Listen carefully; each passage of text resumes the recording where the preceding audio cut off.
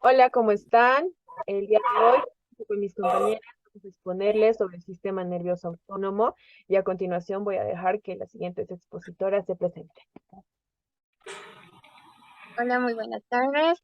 Un gusto saludarle a cada uno de ustedes. Mi nombre es Karen Gabriela Chacoyo Choque de la Facultad UDABOL de la carrera Medicina. Les dejo con mi compañera. Hola, buenas tardes. Mi nombre es Helen Flores Torres. Soy de la Facultad UDABOL, de la carrera Medicina. Mi compañero va a continuar. Hola a todos, mi nombre es Ángela Carla Jiménez Villegas, pertenezco a la Universidad de Aquino Bolivia UDABOL, me encuentro en el segundo semestre de la carrera de medicina. Para comenzar la disertación, le cedo la palabra a mi compañera Karen.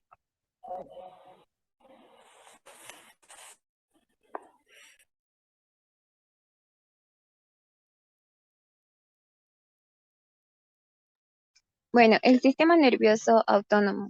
El sistema nervioso autónomo difiere el sistema nervioso somático o de la vida de relación.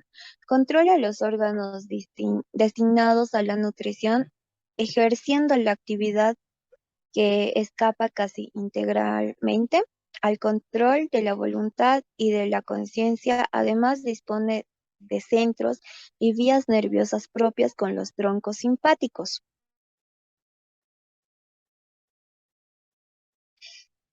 Los centros autónomos del sistema nervioso central se localizan desde el diencéfalo hasta la extremidad inferior de la médula espinal.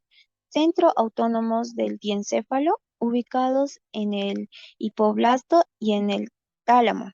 Centros hipoplasmáticos constituye el más importante de los centros autónomos. Se dispone alrededor del tercer ventrículo con una zona periventricular, una zona medial más importante con numerosos centros al núcleo supraóptico, una zona lateral en contacto con el tracto óptico. Centros talámicos ocupan el núcleo medio del tálamo y prolongan hacia arriba. El plano medial de la región subtalámica, centros corticales. Si bien se discute su existencia, los dolores viscerales son conscientes de las emociones y hacen llorar. En los centros autónomos del tronco encéfalo, corresponden al sistema nervioso parasimpático, regulan las actividades del músculo liso y las vísceras y glándulas de la cabeza, el cuello, el tórax y el abdomen. Estos núcleos parasimpáticos se denominan hipotálamo con sus núcleos vista medial, como podemos ver en la imagen. Los núcleos parasimpáticos se denominan el núcleo dorsal del vago, se extiende desde la unión bulboprotuberancia hasta la deducción de de la pirámide en el piso del cuarto ventrículo. El núcleo salival inferior está localizado en el extremo inferior del núcleo salivar superior y el núcleo salivar superior se encuentra en la formación reticular del núcleo ambiguo. El núcleo lagrimal está por encima del núcleo salivar superior. Sus fibras se incorporan al nervio facial, según luego al nervio petroso mayor. El núcleo visceral del nervio oculomotor se encuentra alrededor del núcleo del nervio oculomotor en la porción superior del mesencéfalo. Los centros autónomos de la médula espinal. Estos centros son simpáticos o parasimpáticos. Los cuerpos de las neuronas que corresponden a estos centros están ubicados en el asta lateral de la médula espinal. Asta interventricular, fundamental importancia del centro cilioespinal del bulbo, dilatador de la pupila, situado entre la C8 y la T2, los centros respiratorios de la T3 a la T5 y los centros esplánticos abdominales que se encuentran de la T6 a la T12. La porción simpática. En la porción simpática corresponde al componente periférico del sistema nervioso vegetativo y dentro de él al simpático en particular. Está compuesto por fibras preganglionar, ganglio, fibra postganglionar y órganos efectos. El tronco simpático.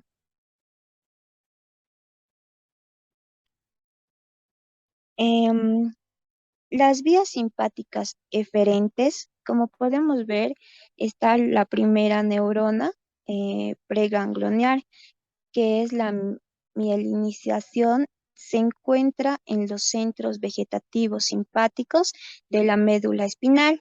Y la segunda neurona postganglionar em, es diferente para las fibras con destino somático, secreción sudoparal.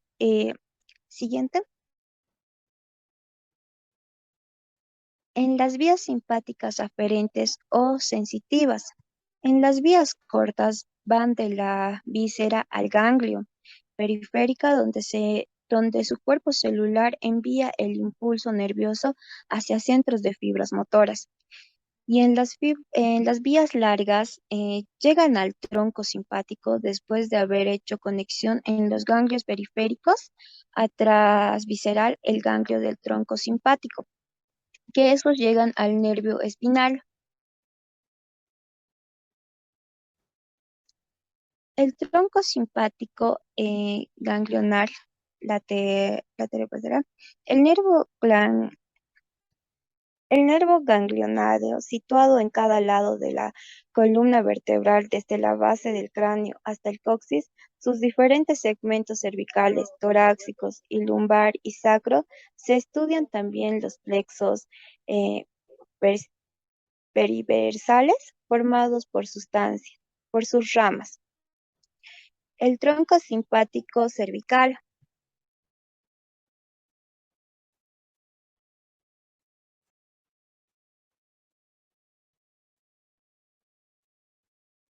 Aquí podemos ver una de las distribuciones.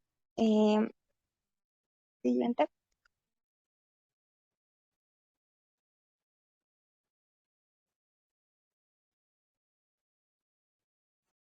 siguiente, por favor. Vamos viendo en las imágenes.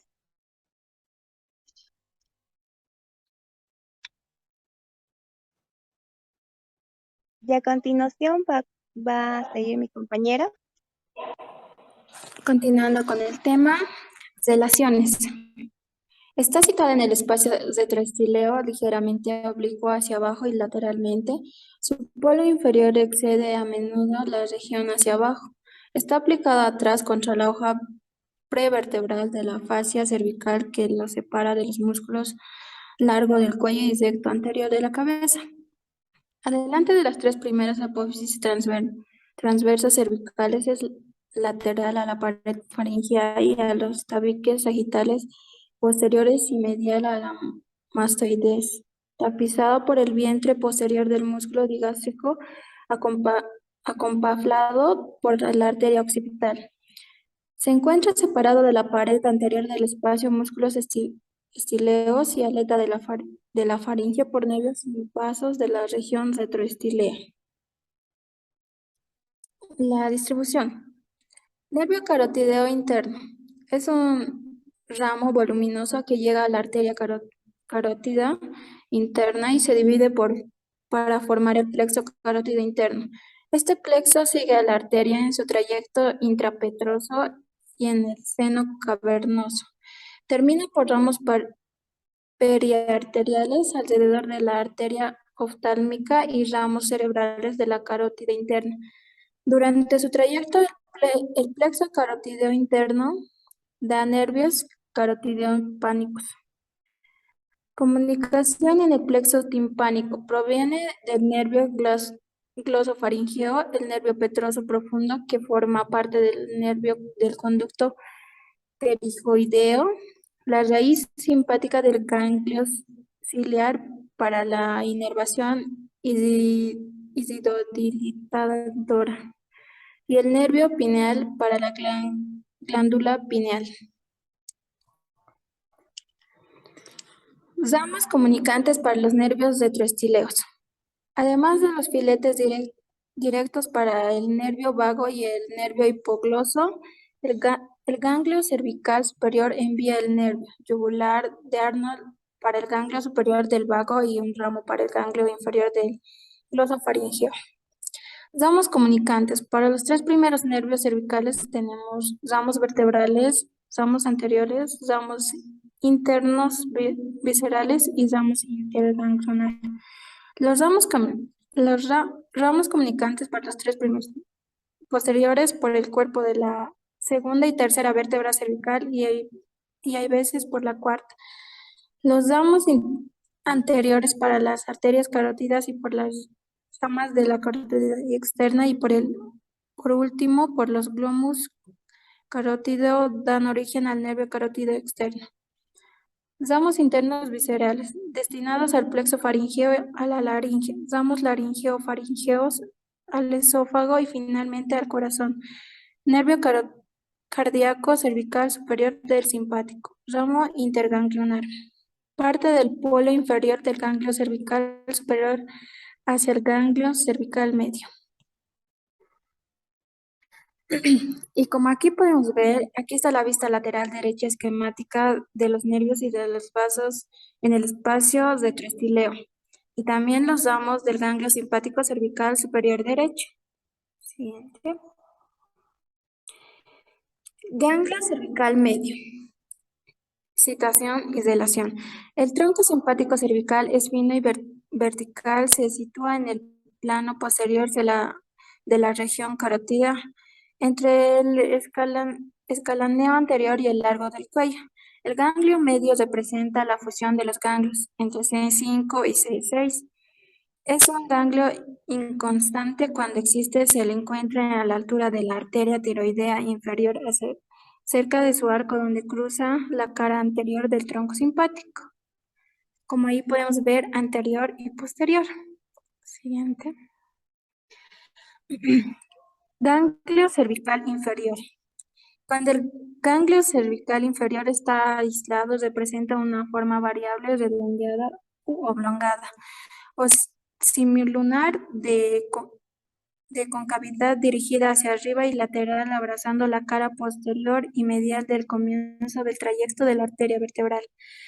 El volumen del ganglio aislado es variable, pero siempre pequeño. No excede una longitud de unos 15 a 20 milímetros y un ancho de 7 a 11 milímetros. Corresponde a la función de los ganglios C7 y C8. Está conectado con el ganglio medio por fibras que se extienden de uno al otro y abrazan como una asa a la arteria subclavia, formando al asa subclavia. Siguiente. Ganglio estrellado cervicotorácico.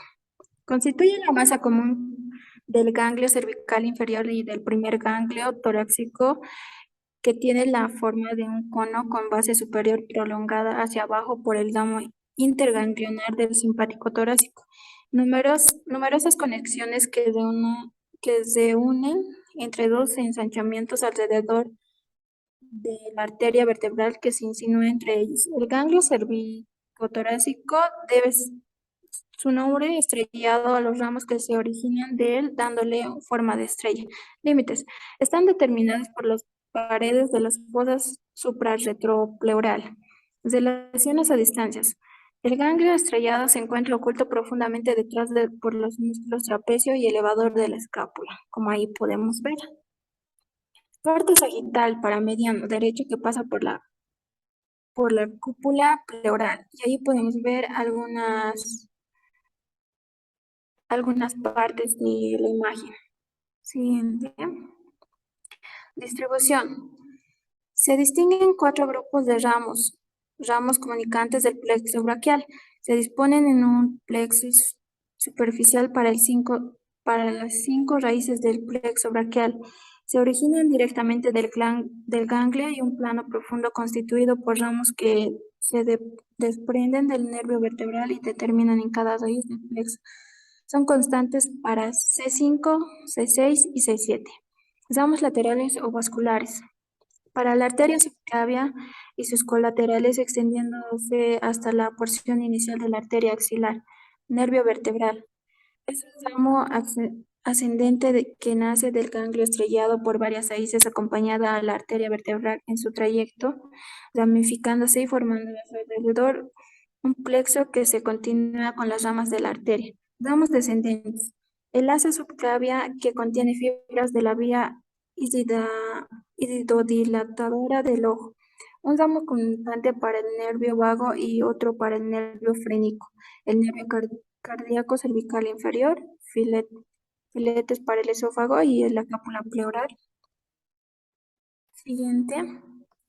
Y como aquí podemos ver, está una vista anterior de los nervios cervicales del plexo cervical o plexo braquial. Aquí hay algunas partes que están de los cuerpos vertebrales y la pared anterior de los fenómenos intervertebrales. Siguiente. Y mi compañera va a continuar con el tema. Yo hoy les voy a hablar sobre el tronco simpático torácico. El tronco simpático torácico se extiende desde el ganglio estrellado por arriba hasta su travesía diafragmática por debajo, desde donde se continúa en el abdomen por el simpático lumbar.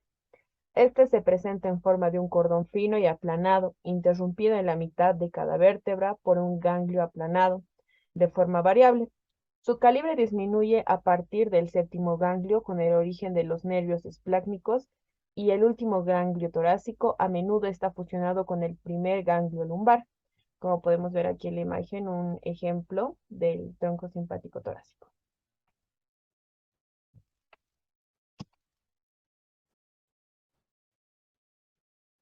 A continuación, pues tenemos las partes en una manera, pues, por decirlo así, un poco más amplia. El tronco simpático torácico es laterovertebral, está situado algo delante de las articulaciones costovertebrales y sigue la curvatura torácica concava hacia adelante. Este también es fijo y está adosado al esqueleto por la pleura parietal y conectado atrás con los nervios intercostales por los ramos comunicantes. Está en relación lateralmente con la pleura parietal, de la que se encuentra separado por la grasa de la fascia endotorácica, y ambas lo separan de la cavidad pleural y del pulmón, medialmente con los cuerpos vertebrales y los discos invertebrales. En la concavidad del cuerpo vertebral pasan los vasos intercostales situados mediante y detrás del tronco simpático. Las venas intercostales terminan adelante y mediales al tronco, y en la vena acigos a la derecha y en las venas hemaacigos y hemaacigos accesoria a la izquierda, y atrás con el extremo posterior de los espacios intercostales y su contenido. Su distribución se distribuye en ramos comunicantes, que estos están destinados a los nervios intercostales. Emergen de la parte lateral de los ganglios. El nervio intercostal recibe sus ramos comunicantes del tronco situado debajo de él. Estos se dirigen de abajo hacia arriba y de medial a lateral, pues también pueden recibir un ramo del segmento suprayacente. Los ramos viscerales y vasculares. Estos van al pulmón, o sea, al plexo pulmonar, al esófago y a la aorta. Estos últimos inervan este vaso y participan también en la constitución del plexo cardíaco. Los ramos abdominales o nervios explánicos torácicos. Los nervios explánicos mayor y menor son nervios que se originan en el tórax y atraviesan el diafragma e inervan órganos abdominales. El nervio explánico inferior es inconstante. Estos se subdividen en nervio esplánico mayor, menor y el IMO. El esplénico mayor se origina de los ganglios séptimo, octavo y noveno del tronco adyacente por raíces dirigidas hacia abajo, y medialmente su reunión es a veces marcada por el ganglio torácico esplácnico, o muchas veces también se lo dice de Lobstein. El nervio así constituido se aproxima a la línea mediana en contacto con las vértebras para volverse prevertebral. También atraviesa el diafragma y se acoda medialmente y termina en el asta lateral del ganglio celíaco. En el tórax, este está cubierto por la pleura parietal sin adherirse a ella y luego se sitúa en el mediastino posterior delante de la columna vertebral y de los vasos intercostales, lateral a la aorta, al esófago, a las venas asigos y al conducto torácico.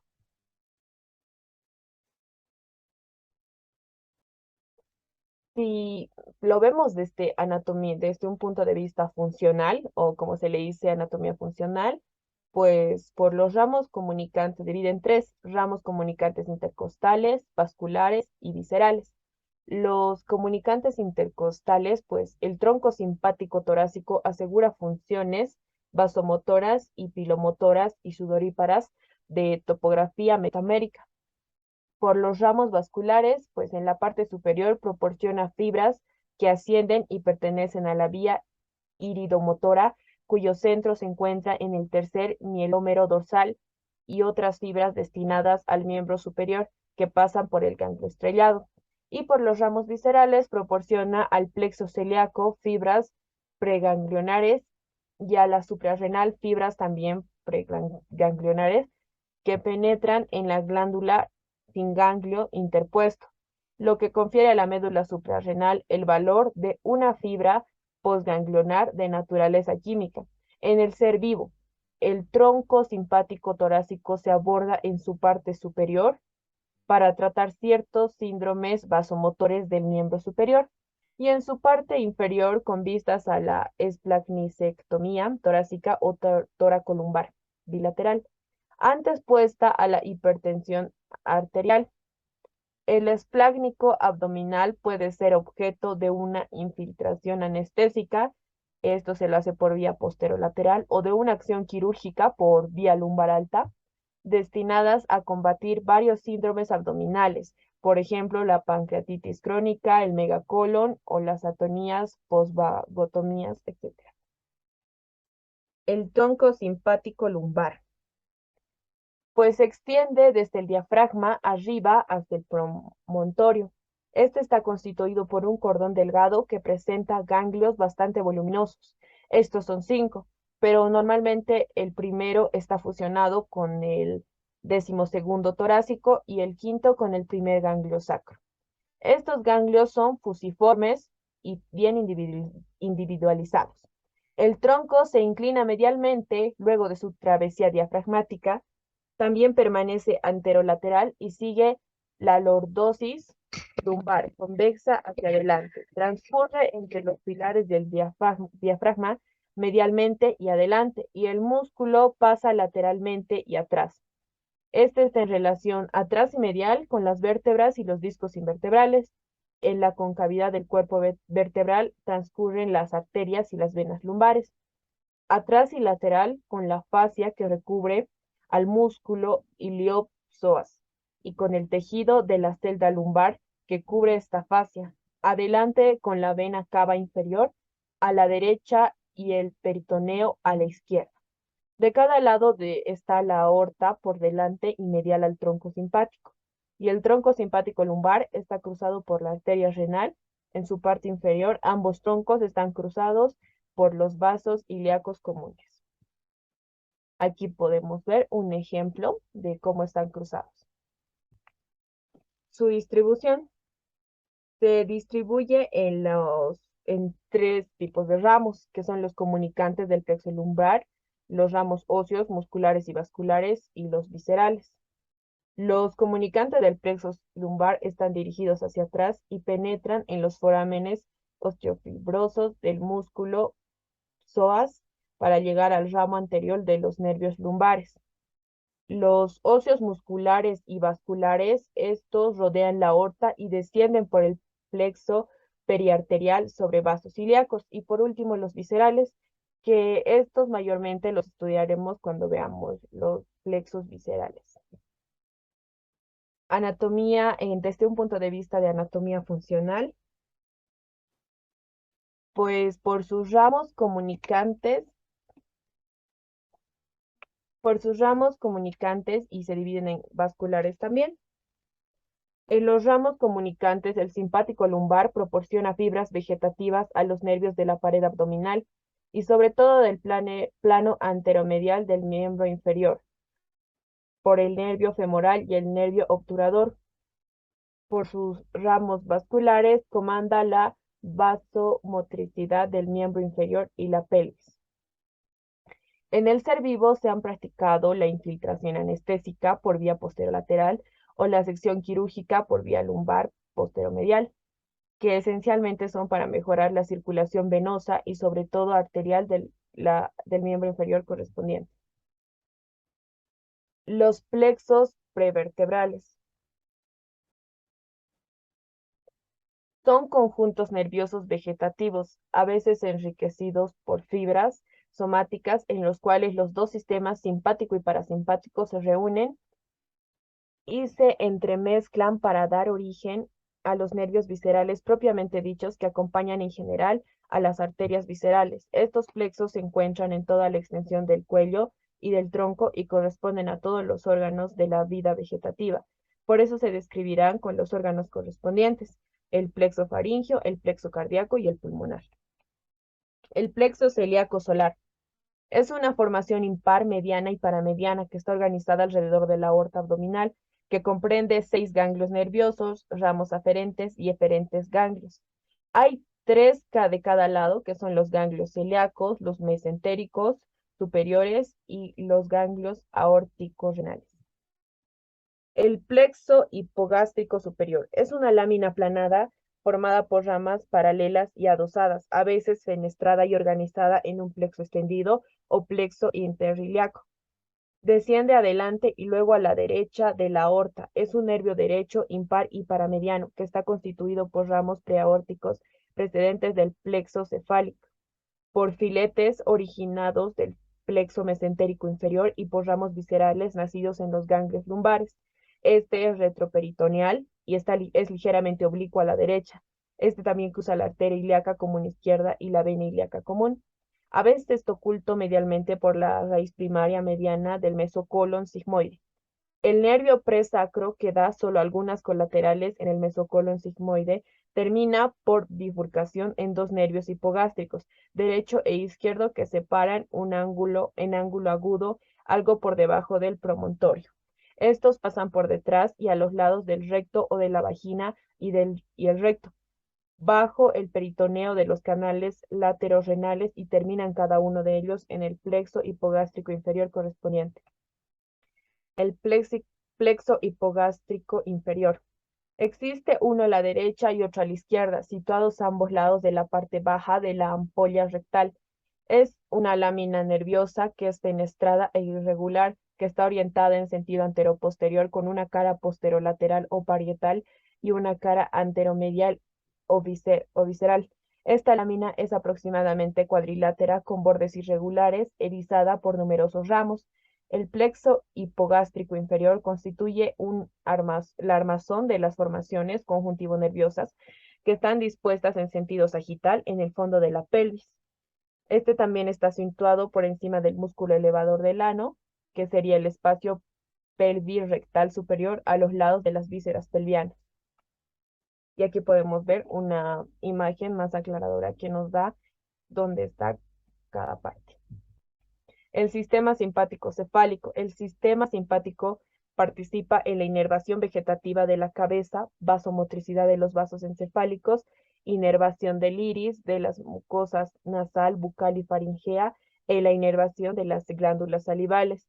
Las fibras preganglionares proceden en su conjunto de neuronas del asta lateral de los primeros mielómeros torácicos. Las fibras ascienden por el tronco simpático cervical y estas hacen sinapsis en el ganglio cervical superior. Las postganglionares parten de los cuerpos neuronales ubicados en el ganglio cervical superior y se distribuyen a través de los nervios carotídeos interno y externo. Los periféricos pues están anexados a los nervios craneales y se estudian con ellos. La porción parasimpática. Esta división del sistema nervioso autónomo está íntimamente relacionada con el sistema nervioso central. considerando sus centros y las vías que parten de ella, pero al igual que la porción simpática, asegura que la inervación de los músculos lisos, glándulas o vísceras, donde se localizan las fibras antagonistas pertenecientes a la porción simpática del sistema nervioso autónomo, pues los centros parasimpáticos del sistema nervioso central ya los hemos descrito, y las vías que de él emergen son en su mayoría motoras, con excepción de las fibras sensitivas del vago. Al igual que lo que sucede con las simpáticas, todas tienen dos neuronas y las parasimpáticas presentan dos orígenes, craneal en el tronco encefálico y espinal en la médula sacra. Aquí podemos ver un ejemplo del sistema parasimpático craneal. El parasimpático sacro, pues sus fibras preganglionares se originan en los centros sacros y abandonan la médula espinal siguiendo los ramos comunicantes blancos y sin hacer sinapsis en el tronco simpático sacro. Se incorporan a las ramas anteriores de los nervios sacros S2, S3 y S4, formando los nervios erectores o esplácnicos pelvianos, que se unen al plexo hipogástrico. Los nervios pelvianos ejercen su acción sobre los sistemas genital y urinario y el sector terminal del sistema digestivo a partir del ángulo cólico izquierdo hacia su extremo distal. Los neurotransmisores del sistema nervioso vegetativo, pues la transmisión sináptica entre las neuronas preganglionares y postganglionares a nivel de los ganglios se efectúa mediante la acetilcolina, ya se trate de las porciones simpática o parasimpática.